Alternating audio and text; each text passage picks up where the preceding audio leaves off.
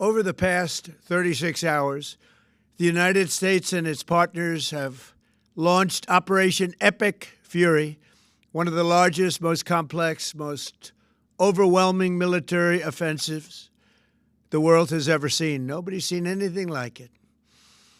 We have hit hundreds of targets in Iran, including Revolutionary Guard facilities, Iranian air defense systems. Just now it was announced that we knocked out 9 ships plus their naval building, all in a matter of literally minutes. Iran's formerly supreme leader, Ayatollah Khamenei, is dead. This wretched and vile man had the blood of hundreds and even thousands of Americans on his hands and was responsible for the slaughter of countless thousands of innocent people all across many countries. Last night, all over Iran, the voices of the Iranian people could be heard cheering and celebrating in the streets when his death was announced. The entire military command is gone as well, and many of them want to surrender into saving their lives. They want immunity. They're calling by the thousands. Combat operations continue at this time in full force, and they will continue until all of our objectives are achieved. We have very strong objectives. They could have done something 2 weeks ago, but they just couldn't get there. Earlier today, CENTCOM shared the news that 3 U.S. military service members have been killed in action.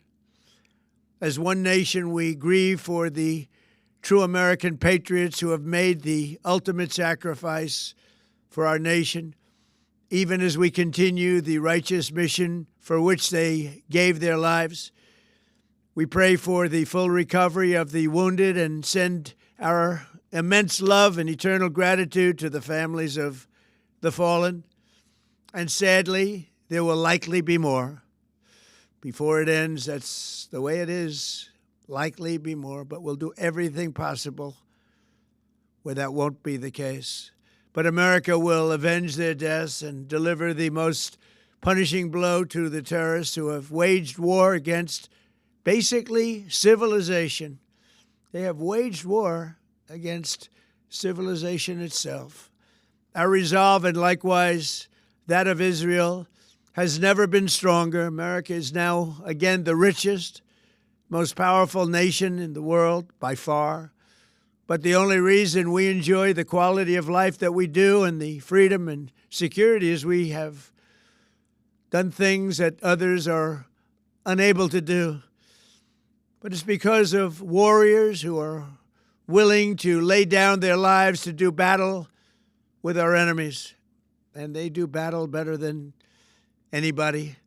An Iranian regime armed with long-range missiles and nuclear weapons would be a dire threat to every American. We cannot allow a nation that raises terrorist armies to possess such weapons that would allow them to extort the world to their evil will. Not going to let it happen. We're not happening to us, and we're not going to let it happen to others.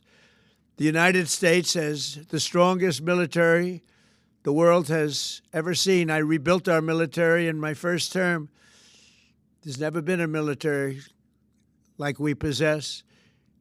And frankly, there's nobody even close, but we are now using that military for good. We want to have it for good purpose. We're undertaking this massive operation not merely to ensure security for our own time and place, but for our children and their children, just as our ancestors have done for us many, many years ago.